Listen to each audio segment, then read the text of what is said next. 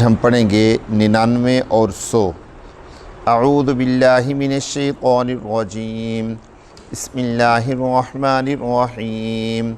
اولم يروا ان اللہ الذی خلق السماوات والارض قادر علی ان یخلق مثلهم وجعل لهم اجلا لا ریب فیہ فابى الظالمون الا کفورا۔ قل لو انتم تملكون خزائن رحمت ربی اذا لامسکتم خشیۃ الانفاق وکان الانسان قتورا۔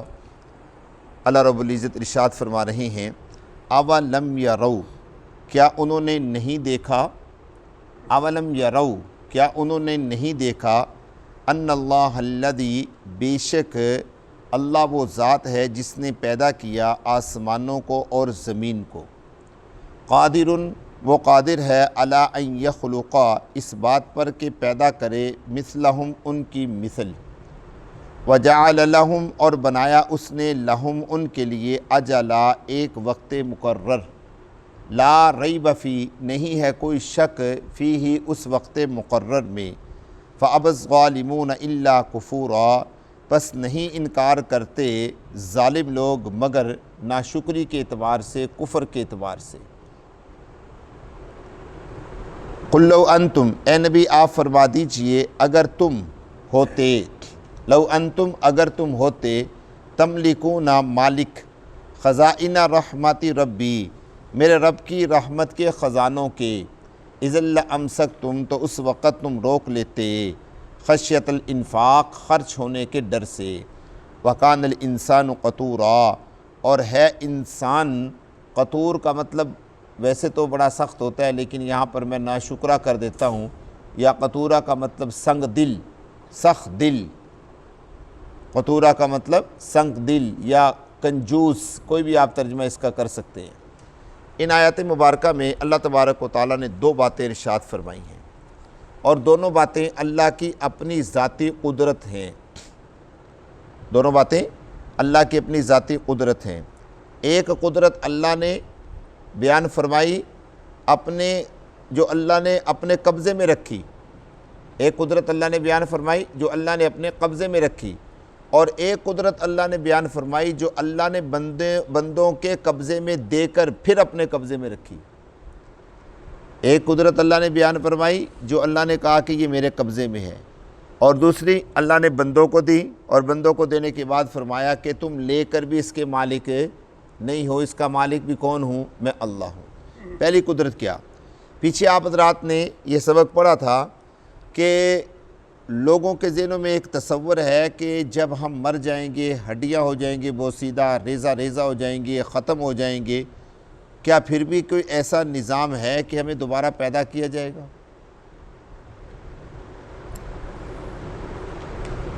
تو میرے دوستو، اس بات پر تو سوچنے کی ضرورت بھی نہیں ہے کہ ہمیں دوبارہ پیدا کیا جائے گا یا ہم ہڈیاں ہو جائیں گے، اس پہ تو سوچنے کی ضرورت ہی نہیں ہے۔ نبی محترم صلی اللہ علیہ وسلم کی بے شمار احادیث، آپ علیہ الصلوۃ والسلام کی بے شمار فرامین اور آیات مبارکہ قرآن پاک کی اس بات پر دلالت کرتی ہیں کہ جب انسان کو قبر میں رکھا جائے گا تو قبر میں انسان کا عذاب شروع ہو جائے گا۔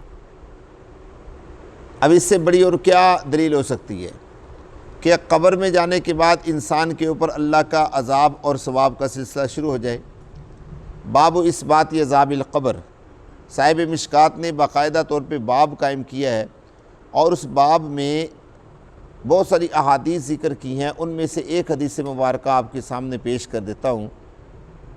نبی محترم صلی اللہ علیہ وسلم ارشاد فرماتے ہیں کہ جب بندے کو قبر میں رکھ دیا جاتا ہے، رد اللہ روحہ الی جسدہ، کہ اللہ تبارک و تعالیٰ اس کی روح کو اس کے جسم میں لوٹا دیتے ہیں، فَأَتَاهُ مَلَكَانِ، اور اس کے پاس دو فرشتے آتے ہیں، عینان ازرقان، اس کی آنکھیں، ان کی آنکھیں نیلی ہوتی ہیں، ان کی آنکھیں کیا ہوتی ہیں، نیلی ہوتی ہیں۔ یہ حدیث مبارکہ کے الفاظ ہیں، کتاب اندر رکھی ہے، اگر کہیں تو میں آپ کو وہ کتاب پڑھ کے دکھا دوں گا، عربی عبارت اور ترجمہ بھی کر دوں گا۔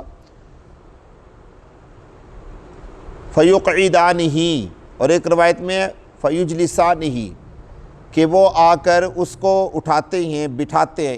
قعد یقعد کا مطلب کیا ہوتا ہے؟ بیٹھنا، اور یہ جلس یجلس کا معنی بھی کیا ہوتا ہے؟ بیٹھنا۔ اس کو آ کر بٹھاتے ہیں اور بٹھانے کے بعد اس سے سوال کرتے ہیں من ربو کا، ما دینو کا، من نبیجو کا۔ میں شارٹ کٹ کر رہا ہوں مختصر، کہ تیرا رب کون ہے، تیرا دین کیا ہے، اور تیرا نبی کون ہے۔ اب اگر وہ مومن ہوتا ہے تو وہ کہتا ہے ربی اللہ، دینی الاسلام، نبی محمد صلی اللہ علیہ وسلم۔ اور اگر وہ مومن نہیں ہوتا تو وہ کہتا ہے ہاں ہاں میں تو نہیں جانتا، میں تو نہیں جانتا۔ آگے آتا ہے کہ وہ فرشتے کہتے ہیں، جو نیک آدمی ہوتا ہے اس کو کہتے ہیں نم کا نومت العروس، اب تو اس قبر میں ایسے رہے گا جیسے دلہن مسحری کے اندر رہتی ہے۔ اور مسحری دنیا کی کوئی ایسی نہیں ہے، چاہے کسی بھی مذہب کی، کسی بھی مسلک کی، کسی بھی دین کی مسحری ہو جس کے اندر پریشانی ہو۔ کیوں جی؟ مسحری کس مقصد کے لیے بنائی جاتی ہے؟ دلہا دلہن کی خوشی کے لیے بنائی جاتی ہے نا۔ وہ اس میں سوئیں، وہ اس میں جاگیں، وہ اس میں کھیلیں، وہ اس میں کودیں، جو مرضی کریں، ان کی خوشی کے لیے بنائی جاتی ہے۔ تو اللہ تبارک و تعالیٰ قبر کو کیا بنا دیتے ہیں؟ مسحری کی مانند بنا دیتے ہیں۔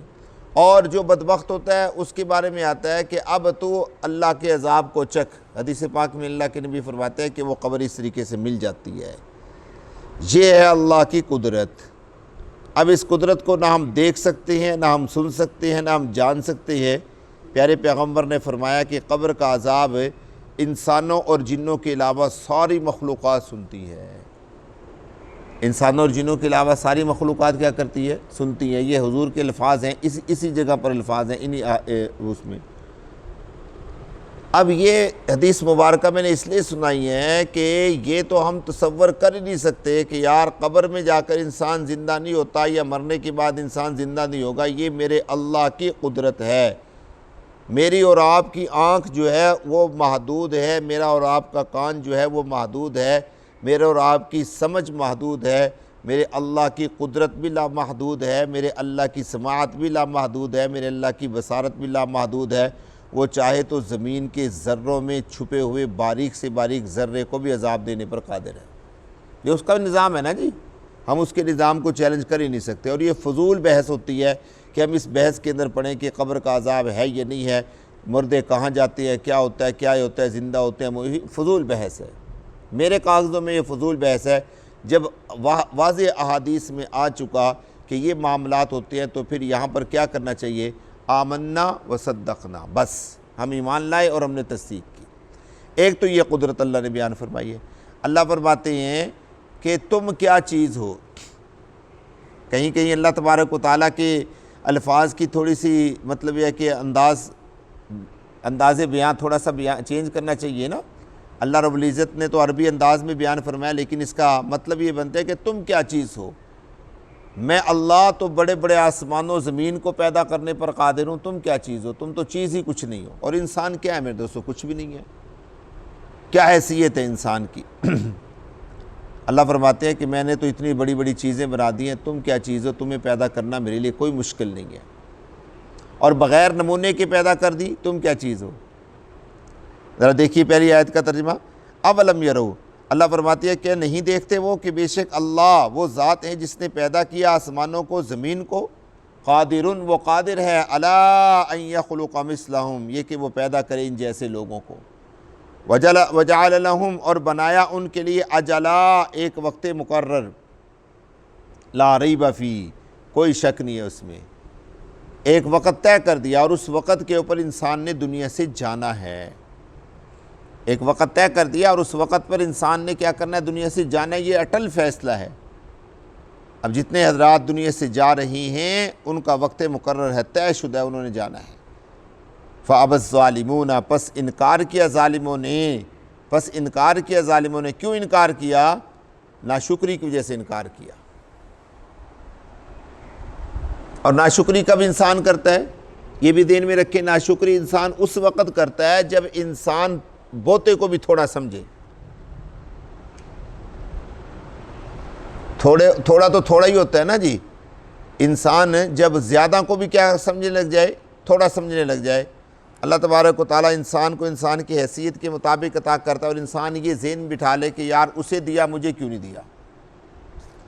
اب میری جو حیثیت ہے اب ذرا غور کیجئے گا، آج ایک بڑی پیاری بات سمجھا دوں آپ کو، یہاں پر سمجھنے کی ضرورت ہے۔ میری جو حیثیت ہے اس حیثیت کے مطابق اللہ مجھے عطا کر رہے ہیں، وہ میری حیثیت تھوڑی ہے، میں کیوں دیکھوں کہ یار اس کو زیادہ عطا کیا، مجھے کیوں تھوڑا عطا کیا؟ یہ تو آپ حضرات عام روٹین میں جملہ سنتے رہتے ہیں۔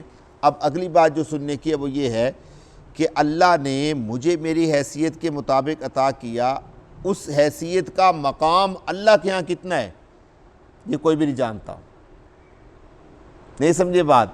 ایک آدمی ہے، اس کی آمدن 10,000 روپے ہے، اللہ اس کو 10,000 روپے دے رہی ہے۔ اب سمجھنے والا یہ سمجھتا ہے کہ یار یہ تو غریب عورب ہے، اس کی کیا حیثیت ہے، لیکن اللہ کو پتہ ہے کہ اس کو میں نے 10,000 دیا، اس کی عند اللہ کتنی حیثیت ہے، جنت میں اس کا کتنا بڑا مقام ہے، یہ وہ نہیں جانتا، یہ ما سوا اللہ کے۔ ایک آدمی اس کو کروڑوں روپے دے دی، اربوں روپے دے دی، اور وہ سمجھتا ہے کہ میری بڑی اوقات ہے، میری بڑی ویلیو ہے۔ اللہ فرماتے ہیں نہیں، یہ مجھے پتہ ہے کہ تیری کتنی ویلیو ہے، کیونکہ اللہ تبارک و تعالیٰ دنیا کے نظام کے ساتھ نہیں انسان کو چلاتے، مال اسباب کے ساتھ نہیں انسان کو چلاتے، اللہ چلاتے اس جگہ کے ساتھ۔ یہ انسان کے اندر کیا ہے، انسان کے اندر اللہ کا ڈر اور اللہ کا خوف کتنا ہے۔ بظاہر انسان بڑا چودھری بنتا ہے، بڑا انسان کہتا ہے کہ میرے جیسا کوئی ہے ہی نہیں، اللہ فرماتے ہیں نہیں، مجھے پتہ ہے کیا ہے تو۔ اور اللہ نے تو وعدے فرما دیا کہ جس چیز کے اوپر تم قادر ہو، رزق کا نظام ہے، اگر تمہیں ساری دنیا کے سارے خزانے عطا کر دیے جاتے تم تو لوگوں کو بھوکا مار دیتے۔ اور اگلی بات سمجھیے ذرا کہ انسان کو جب ملتا ہے نا تو حیثیت کا انسان کی کا پتہ بھی چل جاتا ہے۔ یہی حیثیت ہوتی ہے نا کہ انسان کے پاس کچھ نہیں ہے، خالی ہاتھ ہے، تہی دامن ہے، انسان کو اللہ نے اربوں روپیہ کروڑوں روپے عطا کر دیا، اب وہ کیا کرتا ہے، کنجوسی کرتا ہے، ہائے میں کیوں دوں۔ انسان کی حیثیت کا پتہ چل جاتا ہے، یہ تیری حیثیت ہے۔ ایسے ہی ہے نا جی، اللہ فرماتے ہیں یہ خزانے سارے میرے پاس ہیں، میں ان خزانوں کا مالک اور قادر ہوں، تو سب کچھ ہو کر بھی ان کا مالک اور قادر نہیں ہے۔ بے شمار لوگ جو ہے نا کتنا کچھ چھوڑ کر چلے جاتے ہیں، اب افراتفری کا ایسا زمانہ شروع ہو گیا، یقین کریں پچھلے 3-4 مہینے سے مسلسل، یہ میں آپ کو حقیقت بتا رہا ہوں، ماں سوا وراثت کے لڑائیوں کے مسائل کے اور کوئی مسئلہ آ ہی نہیں رہا۔ پہلے طلاق کے مسائل آتے تھے، لوگ مجھ سے تو طلاق دے دی فلاں، اب مسائل کیا آ رہے ہیں کہ جی وہ فلاں بندے نے اس کو مار دیا، فلاں بندے نے اس کو مار دیا، وراثت کے چکروں میں بیٹے نے باپ کو، باپ نے بھائی کو، بھائی نے اس کو۔ یہ عجیب افراتفری پھیل چکی ہے۔ دیکھیے ذرا ترجمہ، اللہ تبارک و تعالیٰ کیا ارشاد فرما رہے ہیں، اے نبی آپ فرما دیجئے، لو انتم اگر ہوتے تم تملکون مالک خزائن رحمت ربی، میرے رب کی رحمت کے خزانوں کے، رحمت سے مراد یہاں پر رزق ہے، ٹھیک ہے، اذا لامسکتم تو البتہ تم روک لیتے، خشیت الانفاق خرچ ہونے کے ڈر سے، وکان الانسان قتورا اور انسان بڑا قتورا ہے۔ نہیں سمجھے بات؟ قتورا کا ترجمہ کیا ہے؟ سنگ دل ہے، انسان بڑا پتھر دل ہے، انسان کے اندر وہ کیفیت نہیں ہے کہ انسان کسی کے اوپر رحم کرے یا کسی کے ساتھ پیار کرے۔ بات نہیں سمجھے؟ یہ اللہ تبارک و تعالیٰ نے پھر بھی رحم انسان کو عطا کر دیا، اس کے بلبودے پر ہم ایک دوسرے کے ساتھ محبت اور پیار کرتے ہیں۔ اللہ مجھے اور آپ کو فہم نصیب فرمائے۔ الحمدللہ۔ اللہم